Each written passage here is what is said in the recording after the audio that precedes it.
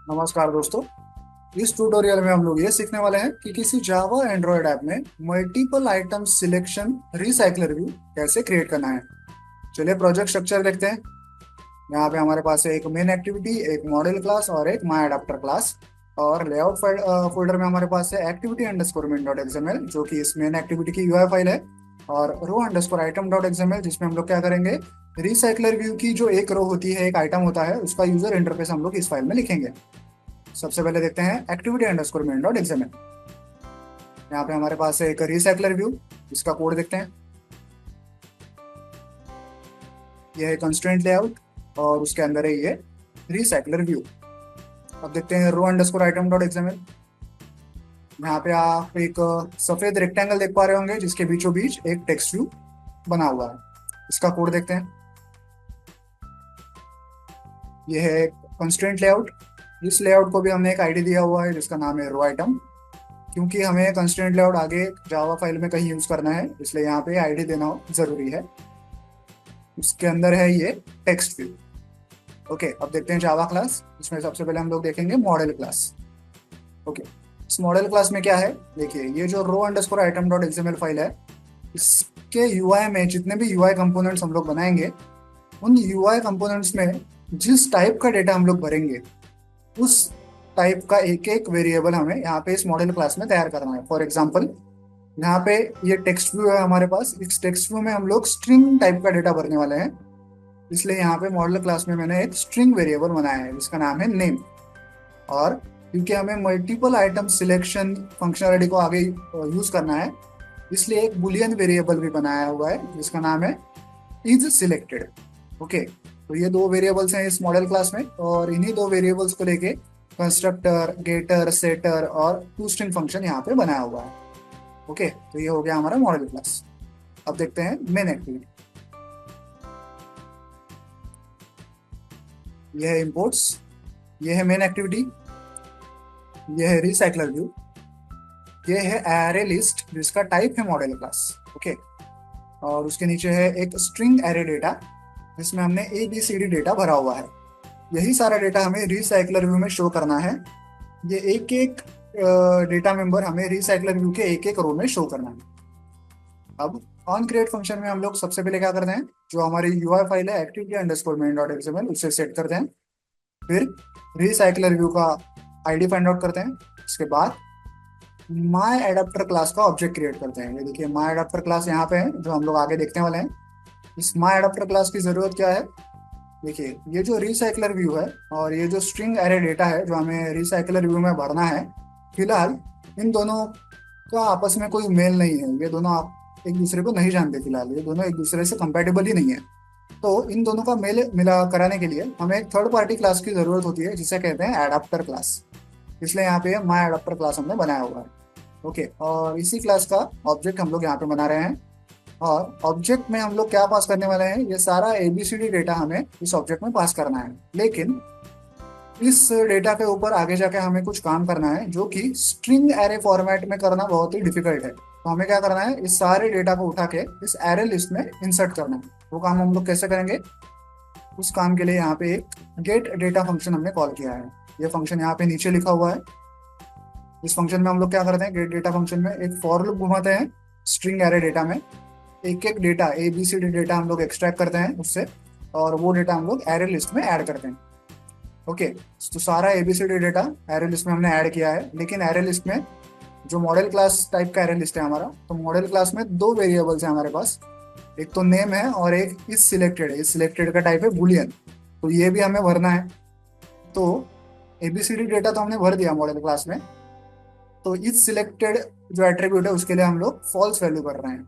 इसका क्या मतलब है, ABCD जो डेटा है, जो एक एक रो में हम लोग सिलेक्ट करने वाले हैं, क्योंकि बाय डिफॉल्ट कोई भी रो सिलेक्टेड नहीं होगी रिसाइकलर व्यू में, और सारी रोज अनसिलेक्टेड होंगी, इसलिए हम लोग हर एक रो के लिए, हर एक आइटम के लिए यहाँ पे फॉल्स लिख रहे हैं। इसका मतलब हर एक आइटम फिलहाल बाय डिफॉल्ट सिलेक्टेड नहीं है, इसलिए हमने यहाँ पे फॉल्स लिखा हुआ है। ओके, यहाँ पे ABCD डेटा पास किया, और यहाँ पे क्या वो डेटा सिलेक्टेड है, ट्रू या फॉल्स, हमें यहाँ पे लिखना है। तो हमने यहाँ पे बाय डिफॉल्ट फॉल्स लिखा है। तो ये सारा डेटा हमें यहाँ पे मिल चुका है, वो हमने माई एडाप्टर क्लास के ऑब्जेक्ट में पास किया है। उसके बाद हम लोग रिसाइकलर व्यू की कुछ एट्रीब्यूट सेट कर दें, जैसे layout manager, item animator, item decoration. और सबसे एंड में recycler view dot set adapter function call करते हैं, जिसमें ये माई एडाप्टर क्लास का ऑब्जेक्ट हम लोग पास करते हैं। ये तो हो गया मेन एक्टिविटी। अब देखते हैं माई एडाप्टर क्लास। ये है इम्पोर्ट्स, ये है माई एडाप्टर क्लास। यहाँ कंस्ट्रक्टर में हमें क्या मिलता है, जो डेटा एबीसीडी डेटा हमने वहां से पास किया था मेन एक्टिविटी से, वो हमें यहाँ पे एरे लिस्ट में मिल चुका है। यहाँ पे हमें वो सारा डेटा मिल चुका है। अब on create view holder function में हम लोग क्या करते हैं, जो हमारी यूआई फाइल है रो अंडरस्कोर आइटम डॉट एक्सएमएल, उसे एज अ यूआई फाइल हम लोग ऐसे सेट करते हैं। उसके बाद इस यूआई फाइल में जो टेक्स्ट व्यू है, इस टेक्स्ट व्यू में हमें वो एबीसीडी डेटा इंसर्ट करना है, भरना है। तो वो काम हम लोग कैसे करेंगे, वो काम करेंगे हम लोग on bind view holder function में। यहाँ पे हम लोग क्या करते हैं, टेक्स्ट व्यू को एक्सेस करते हैं और एरे लिस्ट में से एबीसीडी डेटा को निकालते हैं और टेक्स्ट व्यू में वो सेट करते जाते हैं।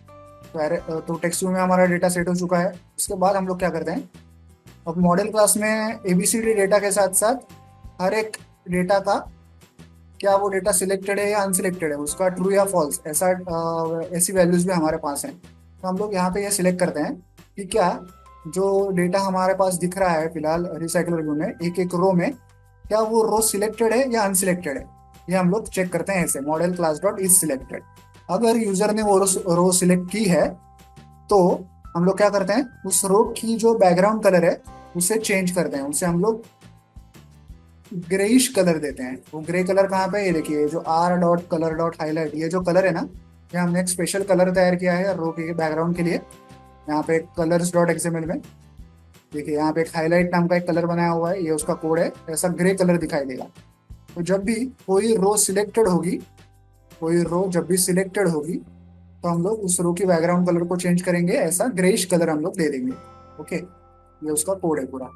और जो भी रो अनसिलेक्टेड होंगी, उसका कलर हम लोग, जो डिफॉल्ट कलर कलर है सफेद कलर, वही कलर हम लोग रखेंगे। तो ये इस सिलेक्टेड कब होगा, इसकी वैल्यू ट्रू या फॉल्स कब चेंज होगी। फॉल्स तो हमने बाय डिफॉल्ट रखी है, ट्रू कहाँ होगी, वो नीचे कहीं हमने कोड लिखा हुआ है जहाँ पे हम लोग इस वैल्यू को ट्रू कर रहे हैं, जब यूजर ने उस रो को सिलेक्ट किया हुआ है, वो हम लोग आगे देखेंगे। फिर यहाँ पे एक गेट आइटम काउंट करके फंक्शन है। रिसाइकलर व्यू में जितना डेटा हम लोग शो करने वाले हैं उसकी साइज हमें यहाँ पे मेंशन करनी है। फिर आता है ये व्यू होल्डर क्लास, जिसमें हम लोग क्या करते हैं, हमारा जो टेक्स्ट व्यू है और टेक्स्ट व्यू जिस कंस्ट्रेंट लेआउट के अंदर है, उन दोनों के आईडीज हम लोग यहाँ पे फाइंड आउट करते हैं। देखिए ये कंस्ट्रेंट लेआउट आपको याद होगा, ये टेक्स्ट व्यू है, और ये टेक्स्ट व्यू जिस कंस्ट्रेंट लेआउट में है, ये वो कंस्ट्रेंट लेआउट है, इसको भी हमने ये आईडी दिया था रो आइटम, आपको याद होगा। तो इन दोनों के आईडीज हम लोग यहाँ पे फाइंड आउट करते हैं। तो अब जब भी यूजर इस कंस्ट्रेंट लेआउट में कहीं भी क्लिक करेगा, मतलब इस पूरे सफेद रेक्टेंगल में कहीं भी जब यूजर क्लिक करेगा, तब ये set on click listener function call होता है। इसमें हम लोग क्या करते हैं, set multiple selection function call करते हैं, और इसमें जिस भी करंट रो को यूजर ने सिलेक्ट किया है, उस रो की पोजीशन, उस रो का इंडेक्स नंबर हम लोग यहाँ पे पास करते हैं। ओके, तो ये है वो फंक्शन। यहाँ पे हम लोग क्या कर रहे हैं, देखिए ये वो फंक्शन है सेट मल्टीपल सिलेक्शन फंक्शन। यहाँ पे हम लोग क्या कर रहे हैं, जिस भी रो को यूजर ने सिलेक्ट किया है, उसका जो सिलेक्ट इस सिलेक्टेड करके अपना एट्रीब्यूट है मॉडल क्लास में, ये वाला एट्रीब्यूट इस सिलेक्टेड, इस एट्रीब्यूट को हम लोग ट्रू कर रहे हैं। ओके, ट्रू या फॉल्स कर रहे हैं। अगर रो अनसिलेक्टेड होगी पहले और अब यूजर ने सिलेक्ट की है, तो हम लोग उसे ट्रू करते हैं। ओके, पहले अनसिलेक्टेड थी और अब सिलेक्ट हो गई है, तो इस सिलेक्टेड को हम लोग ट्रू करते हैं। और अगर पहले से सिलेक्टेड थी और अब यूजर ने उसको अनसिलेक्ट किया है, तो हम लोग उसे फॉल्स करते हैं। ये एक ही लाइन में ट्रू और फॉल्स दोनों हो जाता है। अगर इस सिलेक्टेड पहले से ट्रू है और अब यूजर ने उसे सिलेक्ट किया है रो को, तो हम लोग उसे फॉल्स करते हैं। और अगर इस सिलेक्टेड पहले से फॉल्स है और अब अगर यूजर ने उसे सिलेक्ट किया है, तो हम लोग उसे ट्रू करते हैं। ट्रू का फॉल्स हो जाता है, फॉल्स का ट्रू हो जाता है। ओके, यूजर के सिलेक्शन होने करने पे। और तभी हम लोग सारी रिसाइकलर व्यू की रोज को अपडेट करते हैं।